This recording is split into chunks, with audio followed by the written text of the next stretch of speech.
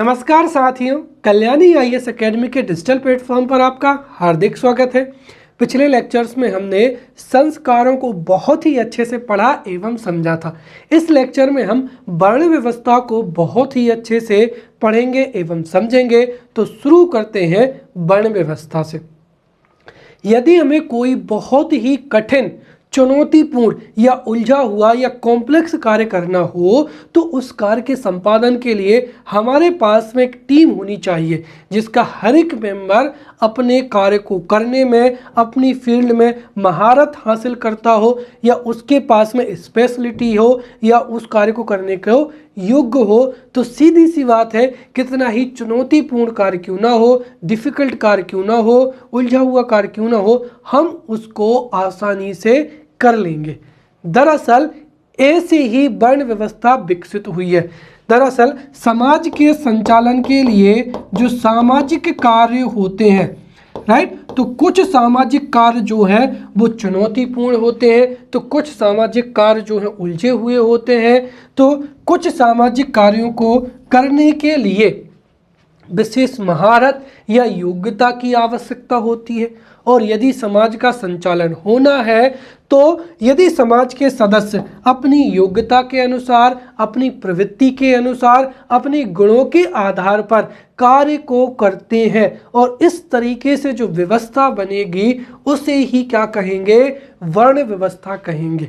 ध्यान रखना, वर्तमान समय में वर्ण व्यवस्था में इतनी सारी विकृतियां आ गई हैं कि हम वर्ण व्यवस्था को ही जाति व्यवस्था पुकारने लगे हैं। तो ध्यान रखना, जाति व्यवस्था वर्ण व्यवस्था का ही विकृत रूप है जो कि वर्तमान में प्रचलन है। लेकिन जो वर्ण व्यवस्था प्रारंभ हुई थी वह अपने मूल स्वरूप में समाज के सर्वांगीण विकास के लिए बहुत ही महत्वपूर्ण थी, राइट।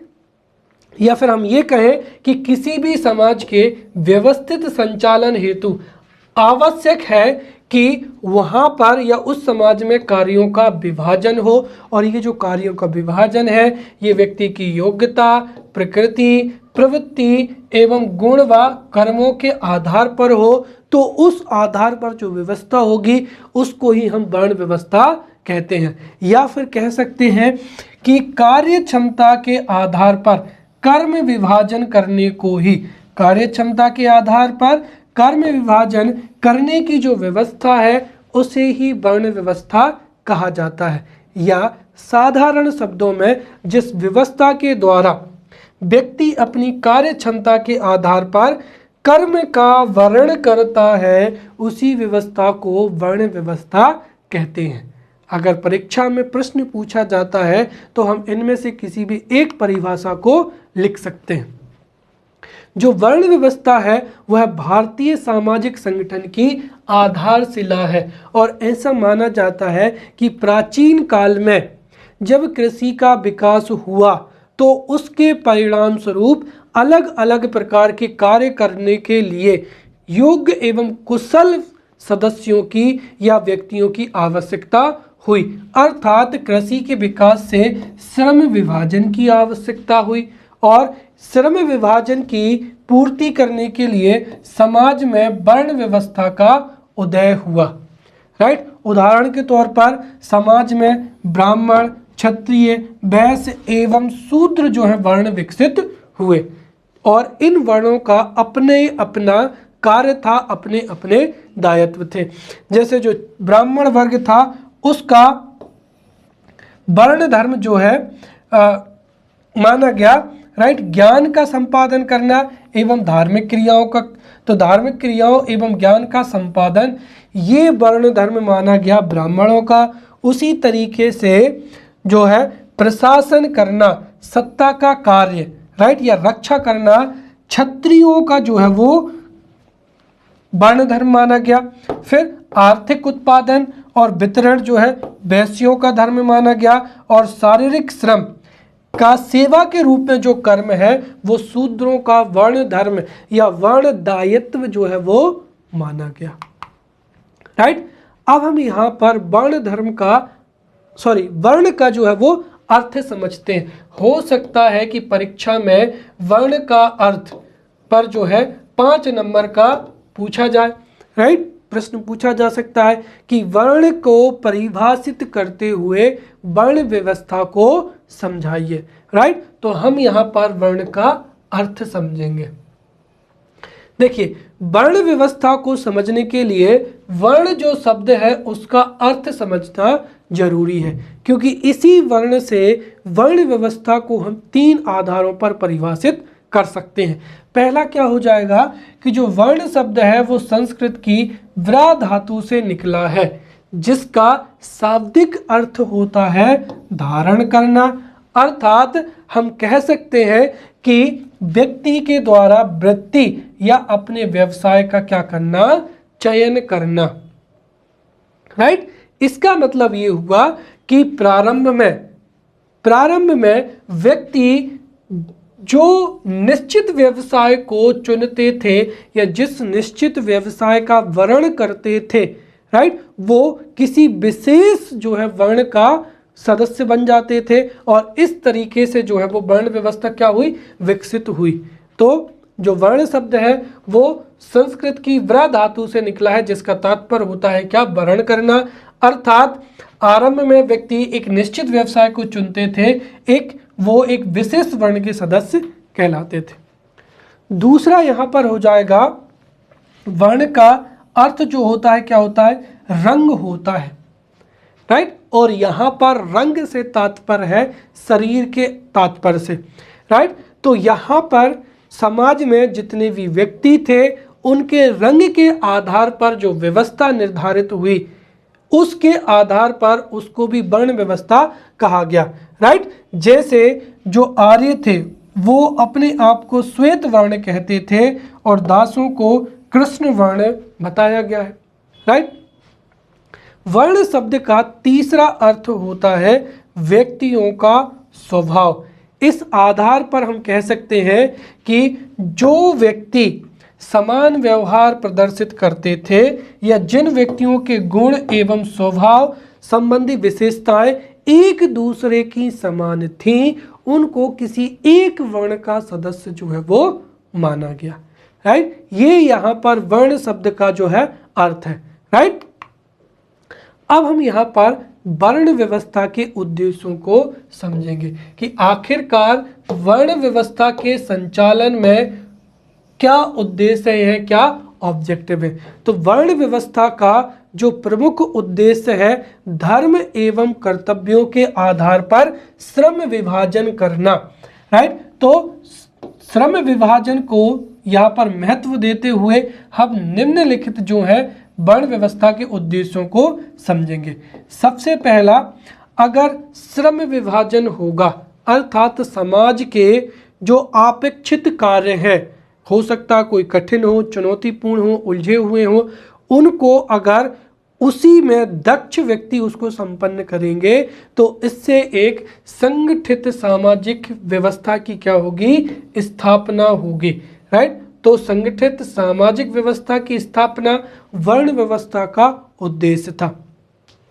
दूसरा, समाज में सबके लिए आजीविका की व्यवस्था करना, ये दूसरा उद्देश्य है। तीसरा और सबसे महत्वपूर्ण क्या हो जाएगा, स्पष्ट श्रम विभाजन हो जाएगा। राइट, और ध्यान रखिए जब श्रम विभाजन होगा तो उसी से ही क्या हो जाएगा, श्रम विशिष्टीकरण भी होगा। राइट, या जिसको हम क्या कहते हैं, लेबर स्पेशलाइजेशन कहते हैं। राइट, जब कोई व्यक्ति एक कार्य को लंबे समय तक करता है तो वह व्यक्ति या वह समाज उस कार्य को करने में दक्ष हो जाता है। तो यहाँ पर जो वर्ण व्यवस्था है वह न केवल श्रम विभाजन के लिए उत्तरदायी है, बल्कि जो श्रम विशिष्टीकरण है या जिससे वो जो कार्य है वो और भी अच्छे तरीके से किए जाए, श्रम विशिष्टीकरण के लिए भी अपेक्षित है। इसके साथ ही श्रम जो वर्ण व्यवस्था है उससे हम व्यक्ति की जो क्षमताएं हैं उनका उचित मूल्यांकन भी कर सकते हैं और समाज में शक्ति संतुलन भी रहेगा। हर एक वर्ण के अपने अपने कार्य होंगे, अपने अपने दायित्व होंगे और वो है अपने अपने कार्य करेंगे और अन्य कार्यों के लिए दूसरों पर भी क्या होंगे, निर्भर होंगे। इस वजह से शक्ति का संतुलन भी रहेगा। एक व्यक्ति दूसरे पर आश्रित होगा तो स्वाभाविक सी बात है, इससे जो परस्पर सहयोग की भावना विकसित होगी और शक्ति जो है संतुलन वह भी स्थापित होगा। राइट, अब हम समझते हैं यहाँ पर वर्ण व्यवस्था की उत्पत्ति संबंधी क्या हो जाएगा, सिद्धांत हो जाएगा। राइट, अब दरअसल अगर हम यहाँ पर देखें तो वर्ण व्यवस्था की उत्पत्ति से संबंधित जो सिद्धांत है उनसे 5-5 नंबर के प्रश्न पूछे जाने की संभावना है। भारत में जो वर्ण व्यवस्था है, भारत में वर्ण व्यवस्था का जो इतिहास है वो हमें आर्यों के आगमन से मिलता है। दरअसल आर्यों से पहले हड़प्पा सभ्यता थी जिसमें हमें वर्ण व्यवस्था के स्पष्ट जानकारी नहीं होती है, और जब आर्यों ने भारत पर शासन किया उसी समय अवधि में वर्ण व्यवस्था प्रचलित हुई थी। इसीलिए इस बात पर दो मत हैं कि आर्यों के आगमन से पहले वर्ण व्यवस्था लागू हुई थी या आर्यों के आगमन के बाद। तो इसमें अगर हम देखें तो कुछ विद्वानों के अनुसार भारत में आर्यों के आगमन से पहले ही जो थी वर्ण व्यवस्था विकसित हो चुकी थी। तो वहीं कुछ इतिहासकारों का मानना है कि जब आर्य भारत में आए और उन्होंने भारत में जो द्रविड़ जाति थी, राइट, आर्य जो द्रविड़ समुदाय था उन जातियों से उन्होंने या उन जातियों के संपर्क में आए और उन जातियों के संपर्क में आने से ही जो वर्ण व्यवस्था क्या हुई है, विकसित हुई है। तो ऐतिहासिक तौर पर वर्ण व्यवस्था को जो है इस सिद्धांत के अनुसार माना जाता है। कुछ इतिहासकारों का मानना है कि ये आर्यों के आगमन से पहले ही वर्ण व्यवस्था विकसित हो चुकी थी, तो कुछ का मानना है कि जब आर्य द्रविड़ जातियों से संपर्क में आए तब वर्ण व्यवस्था विकसित हुई। राइट, इसके साथ ही वर्ण व्यवस्था की उत्पत्ति से संबंधित अन्य सिद्धांत भी हैं। पहला क्या हो जाएगा, दैवीय सिद्धांत हो जाएगा, फिर कर्म विभाजन का सिद्धांत हो जाएगा, फिर गुण का सिद्धांत हो जाएगा, और चौथा क्या हो जाएगा, रंगों से संबंधित उत्पत्ति का सिद्धांत, जिसमें से हम हर एक सिद्धांत को बहुत ही अच्छे से पढ़ेंगे। तो पहला हो जाएगा दैवीय सिद्धांत हो जाएगा।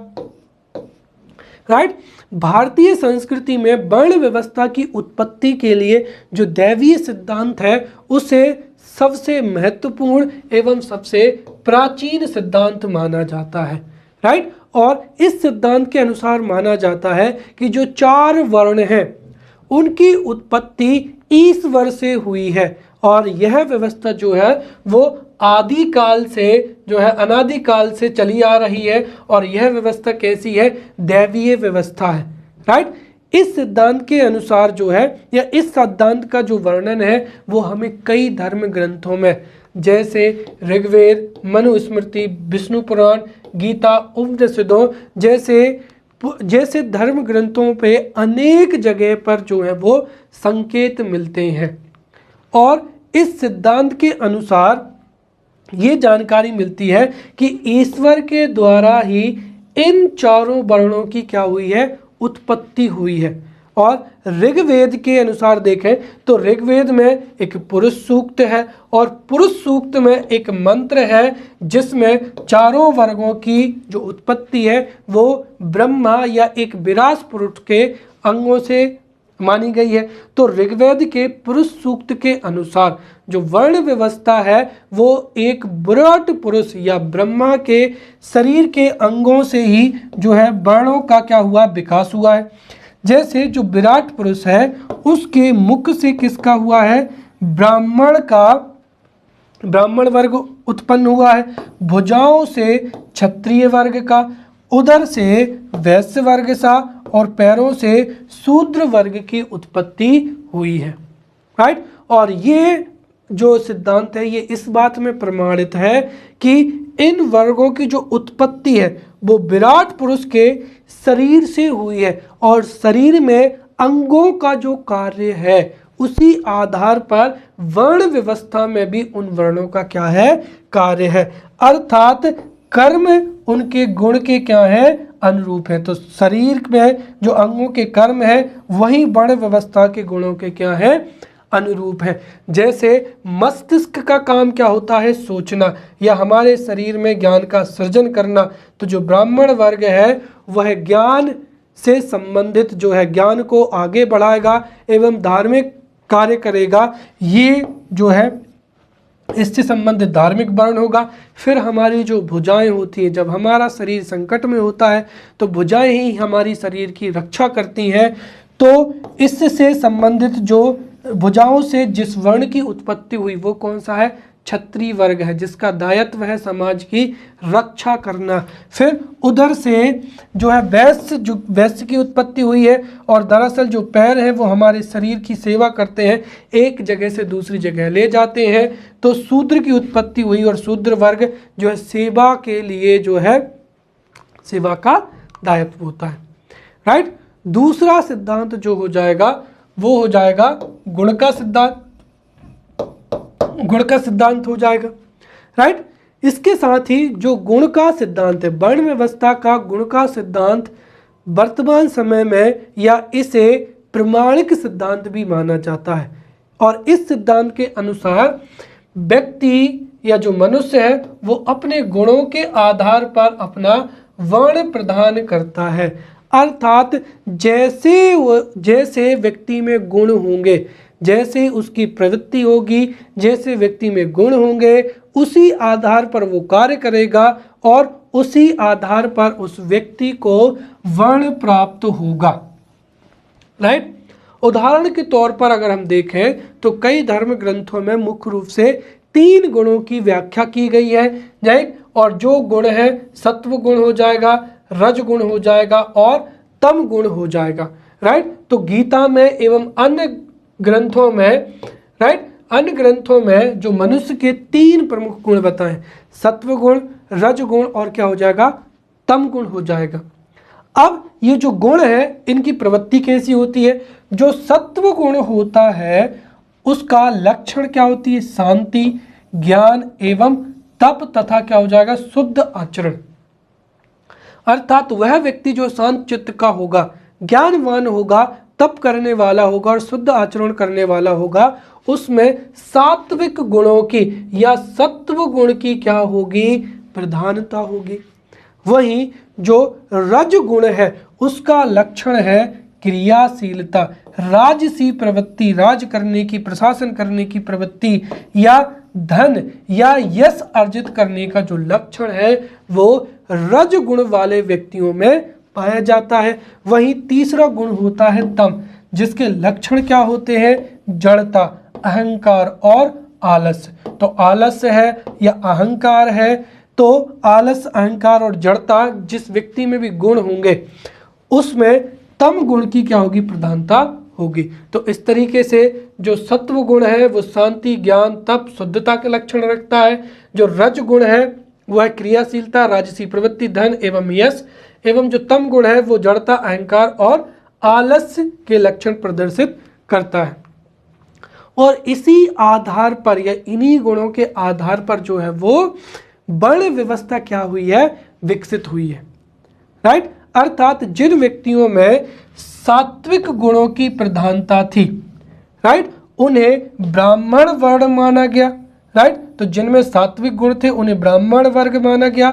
जिनमें राजसी गुण थे उन्हें क्षत्रिय वर्ण में माना गया और जिनमें राजसी तथा तामसी दोनों ही गुण थे उनको क्या माना गया, वैश्य माना गया, या तामसी गुणों से युक्त क्या माना गया, शूद्र माना गया, राइट। तो यहाँ पर जिसमें सत्व गुण थे वो ब्राह्मण वर्ग, फिर जिसमें रज गुणों की प्रधानता वह क्षत्रिय वर्ग, राइट। और जिसमें राजसी और तामसी दोनों गुण हो वो वैश्य, और जिसमें केवल और केवल क्या हो, तामसी गुण हो, जड़ता, अहंकार, आलस्य, उन्हें क्या माना गया, शूद्र माना गया, राइट।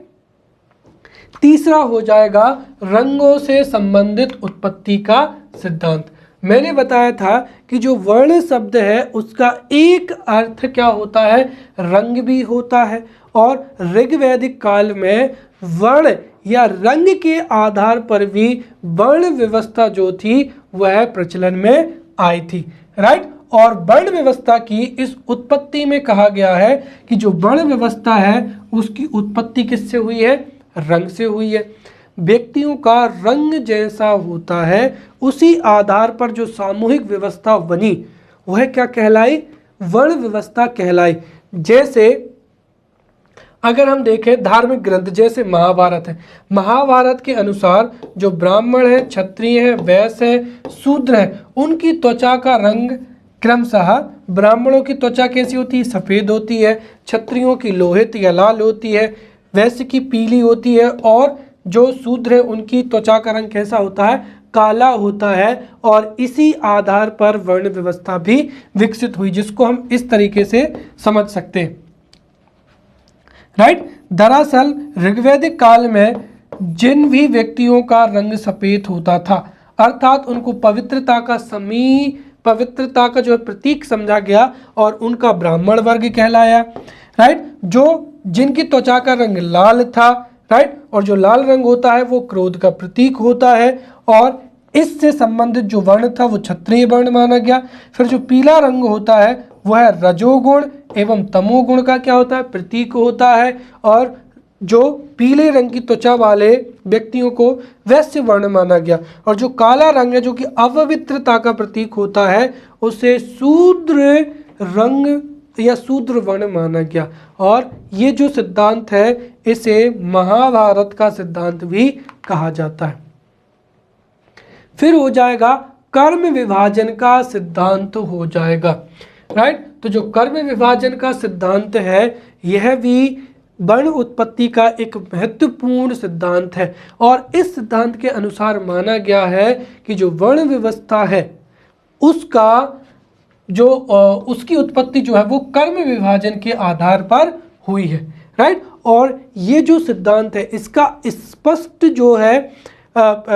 स्पष्ट जो उल्लेख है वो भगवत गीता में हुआ है, राइट। तो भगवत गीता में श्री कृष्ण भगवान कहते हैं, राइट, भगवत गीता में श्री कृष्ण कहते हैं कि चातुर्वर्णमया सृष्टम गुण कर्म विभाग सा, राइट। तो चातुर्वर्णमया सृष्टम गुण कर्म विभाग सह, अर्थात मैंने गुण और कर्म के आधार पर 4 वर्णों का क्या किया है? विभाजन किया है। और यह श्लोक श्री भगवत गीता में है, इसलिए जो वर्णों की व्यवस्था का या वर्ण व्यवस्था का जो कर्म विभाजन का सिद्धांत है वह हम गीता से प्रेरित या गीता से उत्पत्ति हुआ मान सकते हैं। और इससे स्पष्ट होता है कि सामाजिक स्तरीकरण, समाज के विभिन्न स्तरों की बनने की जो प्रक्रिया है, राइट, वह ऐसी व्यवस्था है जिसमें व्यक्ति के गुण और कर्म क्या होते हैं? मुख्य रूप से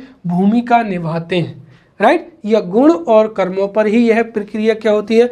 आधारित होती है, राइट। यहाँ पर जो गुण का व कर्म का संबंध जो है व्यक्ति के स्वभाव एवं सामाजिक दायित्वों से होता है। तो जो गुण है और कर्म है उनका स्वभाव, उस व्यक्ति का स्वभाव कैसा होगा, अर्थात उसका गुण, और कर्म कैसा होगा, उसके सामाजिक दायित्वों से जो है वो निर्धारित होंगे, राइट। इस तरीके से यहाँ पर विभिन्न कार्यों को संपन्न करने के लिए पूरे के पूरे समाज को 4 वर्णों में क्या किया गया है? विभाजित किया गया है, और प्रत्येक वर्ण सामाजिक संचालन के लिए अपने वर्ण धर्म का पालन करता है, राइट। और कह सकते हैं कि इस प्रकार जो कर्म विभाजन है सिद्धांत, इससे यह कहा जा सकता है कि परिस्थितियों के अनुरूप जैसे जैसे आर्यों में समाज एवं सभ्यता का विस्तार हुआ वैसे वैसे वर्णों के आधार पर विभाजन होता चला गया।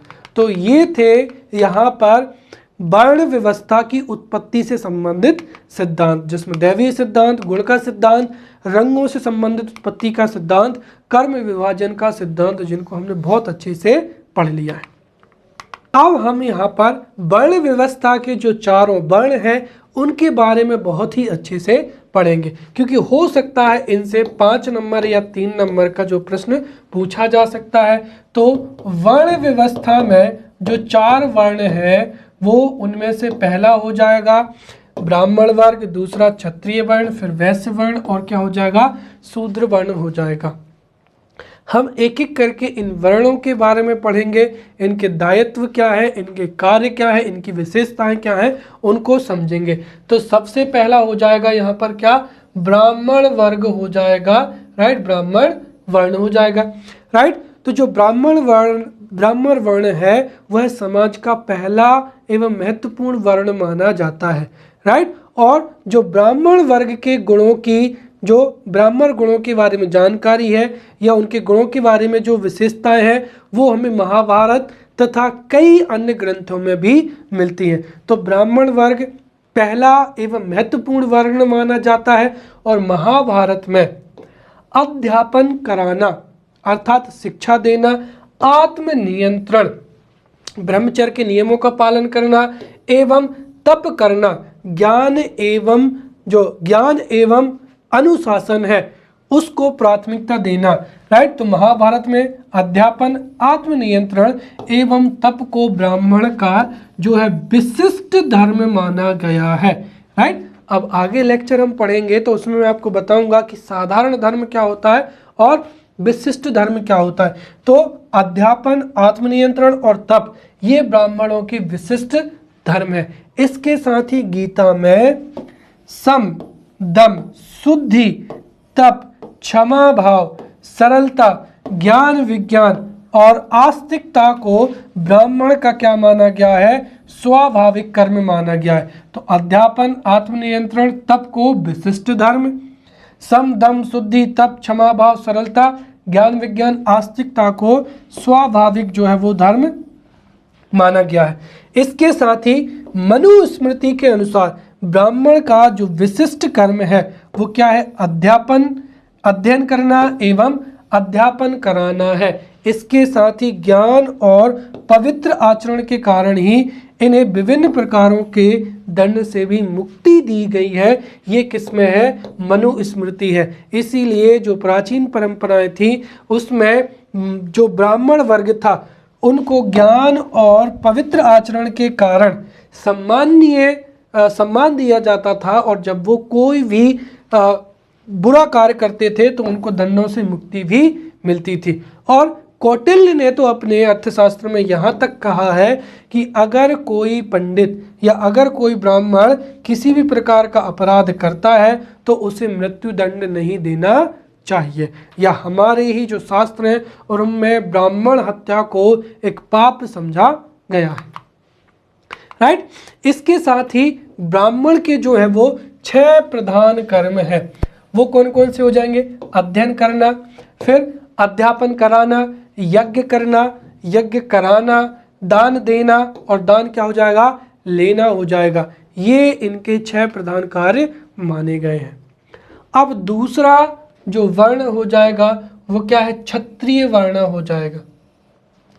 जो क्षत्रिय वर्ण है वो समाज का दूसरा महत्वपूर्ण वर्ण माना जाता है और इनके कर्म एवं दायित्वों या विशेषताओं की जानकारी भी हमें धर्म ग्रंथों से मिलती है। महाभारत में जो क्षत्रिय वर्ण है उनका धर्म अध्ययन करना, प्रजा की रक्षा करना, यज्ञ करना एवं दान देना ये बताया गया है।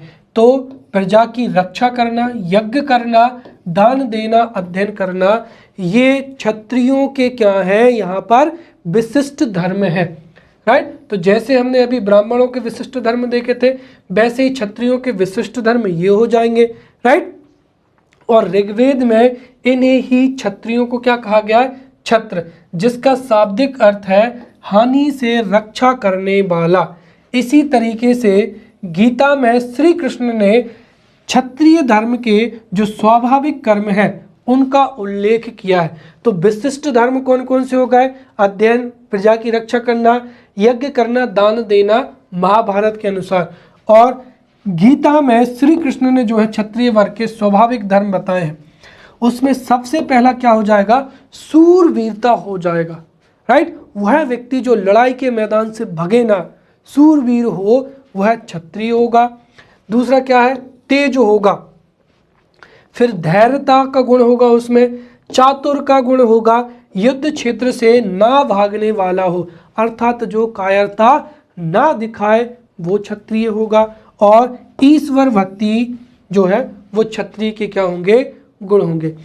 इसके साथ ही मनुस्मृति में प्रजा रक्षण, दान, यज्ञ, वेद पठन तथा भोग विषयों में अनासक्ति, राइट, को ही क्षत्रिय धर्म का कर्तव्य माना गया है। तो मनुस्मृति में प्रजारक्षण, दान, यज्ञ, वेद पठन, भोग विषयों में अनासक्ति, ये क्षत्रियों का क्या है, कर्तव्य है, राइट। और इसके साथ ही जो चीनी यात्री थे हैन संग, उसने क्षत्रियों को राजाओं की जाति बताया है कि जो राज करते हैं उन राजाओं की जाति कौन सी है, क्षत्रिय है, ये हैन संग ने भी बताया है।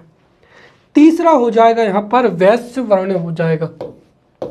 तो वैश्य वर्ण जो है वो समाज का तीसरा वर्ण माना गया है, तीसरा महत्वपूर्ण वर्ण माना गया है, जो कि धन एवं संपत्ति के क्या है, स्वामी होते हैं। तो धन एवं संपत्ति से जो वैश्य वर्ण है वो संबंधित होता है। इसके साथ ही मनुस्मृति में वैश्य वर्ण के 7 कर्तव्यों का उल्लेख है। दरअसल क्या है कि हमारी कई धर्म ग्रंथियां हैं जिनमें चाहे संस्कार हो चाहे वर्ण हो, उनकी अलग अलग संख्या मिलती है। इसलिए कभी भी आप एग्जाम्स में लिखें तो इनको कोट करते भी चलें। तो मनुस्मृति में वैश्य वर्ण के 7 कर्तव्य हैं।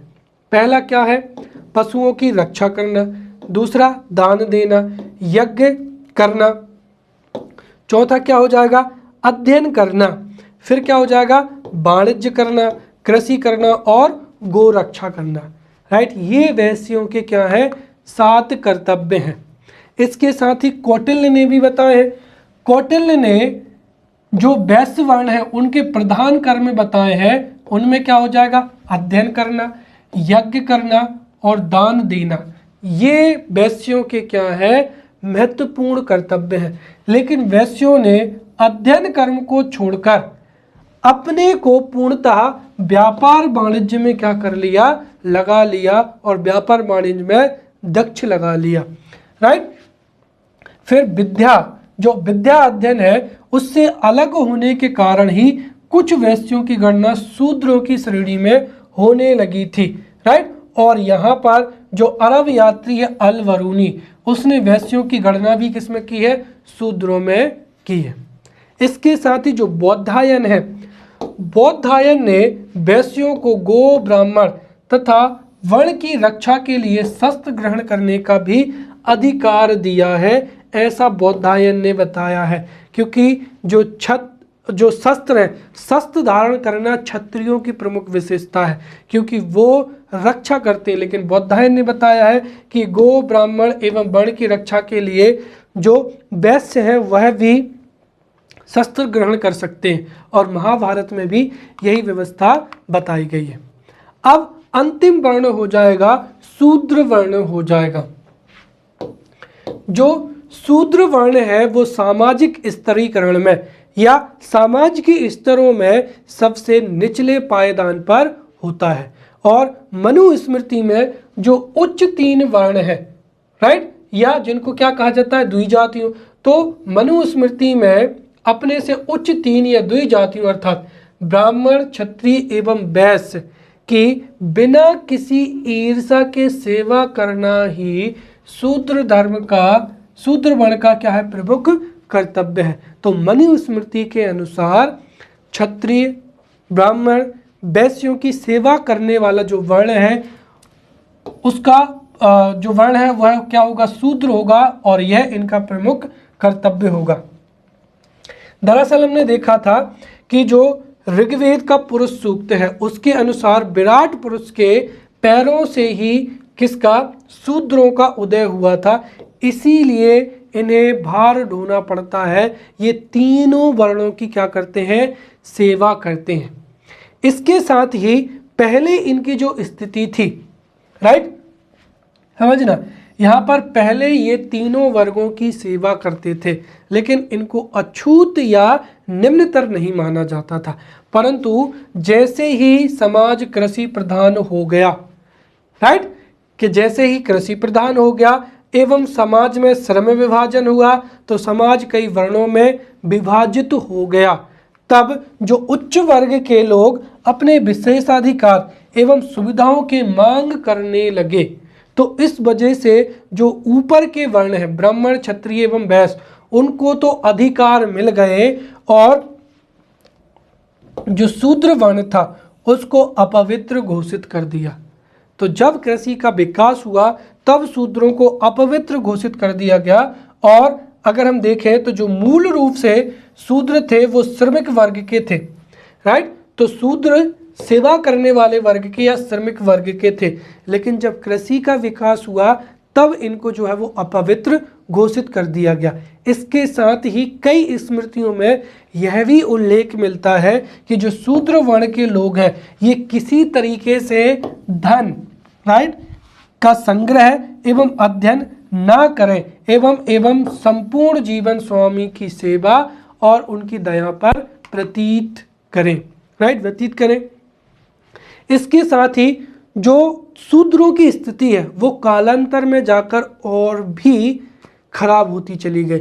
जैसे जो धर्म सूत्रों के काल हैं 630 से लेकर 300 BC तक, और इसी में ही सामाजिक आंदोलन या धार्मिक आंदोलन हुए थे। बौद्ध धर्म का उदय हुआ था और जैन धर्म का उदय हुआ था। तो 600 से लेकर 630 में जो शूद्र वर्ग है पहले वो कैसा हुआ, अपवित्र घोषित हुआ, और उनकी स्थिति सबसे अधिक जो थी वो दयनीय जो थी धर्म सूत्रों के काल में। ये 630 BC से 600 BC से लेकर 300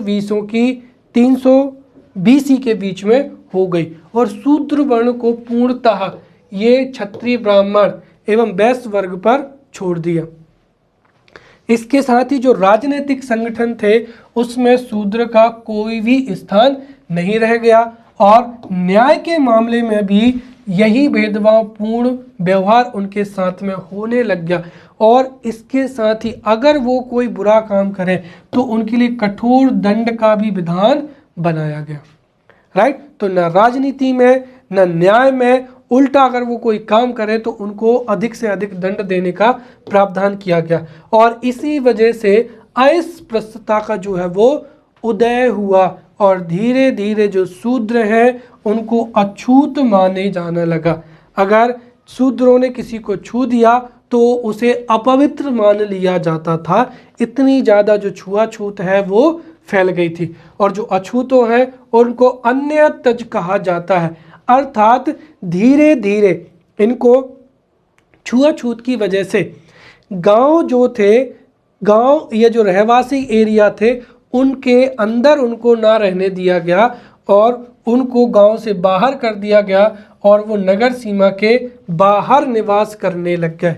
इसीलिए उनको अन्यत यज कहा गया, राइट। इसके साथ ही अनेक जो जातियां थी जो कि विभिन्न प्रकार के कार्य करती थी, पेशेवर कार्य करती थी, उनको भी जो है अनुसूचित जो थी अछूतों में जो है सम्मिलित कर लिया गया, राइट।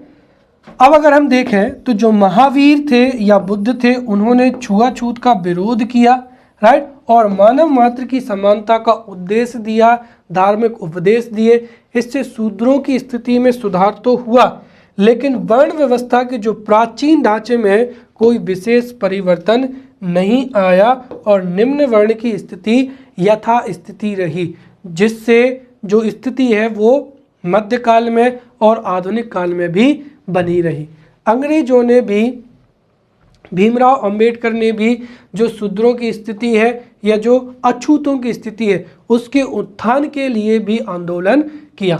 बाद में जब हमारा संविधान बना तो हमारे संविधान में इन वंचित वर्गों के उत्थान के लिए हमने बहुत ही अच्छे से पढ़ा है। तो यूनिट 3 में वंचित वर्ग में हमने SC ST, राइट, उनके सामाजिक उत्थान के लिए क्या क्या प्रावधान है वो हमने पढ़े हैं। उसके माध्यम से वर्तमान समय में जो शूद्र हैं उनकी स्थिति में धीरे धीरे परिवर्तन होता चला आ रहा है, राइट। तो ये थे 4 वर्ण। अब हम यहाँ पर जो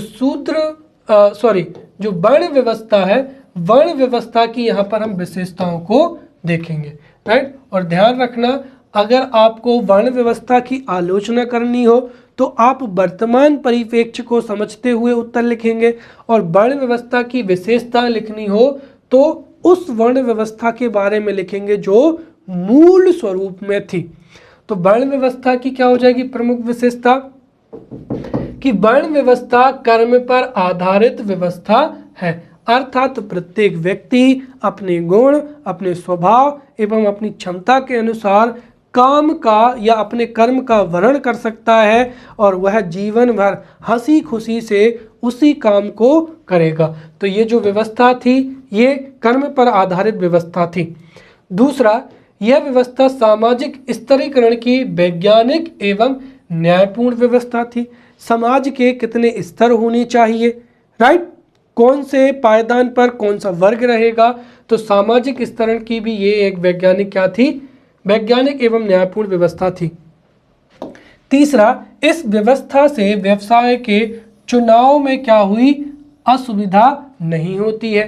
भाई प्रत्येक व्यक्ति अपने प्रवृत्ति, अपने गुणों के आधार पर व्यवसाय को चुन सकता है और वर्ण में सम्मिलित हो सकता है। इसमें श्रम विभाजन के महत्व को स्पष्ट किया गया है। फिर वर्ण व्यवस्था मनुष्य को स्वार्थ त्याग का क्या करती है, पाठ पढ़ाती है, और वह उसकी जो भी इच्छा है, चाहे वो व्यापार करना चाहे, सेवा करना चाहे, राइट, अर्थात स्वार्थ को त्याग कर, स्वार्थ को त्यागने का जो है पाठ पढ़ाती है, राइट। हालांकि ये जो व्यवस्था है प्रारंभ में तो ये जो व्यवस्था थी वर्ण व्यवस्था, ये जन्म पर आधारित ना होकर कर्म पर आधारित थी, इसीलिए यह व्यवस्था समाज के संचालन में महत्वपूर्ण भूमिका निभाती थी। परंतु बाद में यह व्यवस्था जो है वो किस पर हो गई, जन्म पर आधारित हो गई, राइट। तो यहाँ पर एक छोटा सा है कि बाद में यह जो व्यवस्था है ये जन्म पर आधारित हो गई, और ये दो सेंटेंस दरअसल क्या है, रिपीटेड, ठीक है। अब हम पढ़ेंगे यहाँ पर, ये थी वर्ण व्यवस्था की विशेषताएं, और अब हम यहाँ पर वर्ण व्यवस्था का जो है वो महत्व को ही समझेंगे। तो वर्ण व्यवस्था का महत्व को हम संक्षिप्त रूप में इन बिंदुओं से समझा सकते हैं। सबसे पहला क्या हो जाएगा कि समस्त आवश्यकताओं की पूर्ति वर्ण व्यवस्था से ही हो सकती है, क्योंकि समाज के संचालन के लिए कई कार्य होते हैं जिनकी प्रवृत्ति, चुनौतियाँ, जटिलता, राइट, अलग अलग होती है, और उन सभी कर्मों को कोई भी एक व्यक्ति नहीं कर सकता है। उन कर्मों के संचालन के लिए अलग अलग दक्षता वाले, क्षमता वाले, योग्यता वाले, कुशलता वाले सदस्यों की आवश्यकता होती है, और वर्ण व्यवस्था यहाँ पर सभी आवश्यकताओं की पूर्ति करती है। इससे क्या होता है, श्रम विभाजन होता है। मनुष्य अपनी गुण, अपनी प्रवृत्ति, अपनी इच्छा अनुसार कर्म का वर्णन कर सकता है। इससे सबके लिए आजीविका की व्यवस्था भी होगी। फिर क्षमताओं का क्या होगा, उचित मूल्यांकन होगा। भाई जैसे अगर मैं खेलने में कुशल नहीं हूँ, और अगर मेरी क्षमताओं की अगर जो है मूल्यांकन किया जाए, तो जब मैं खेल जानता ही नहीं हूँ तो कैसे मूल्यांकन होगा।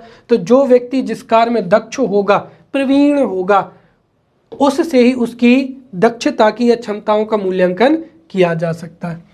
फिर प्रतिस्पर्धा के द्वारा व्यक्तित्व का भी विकास होता है।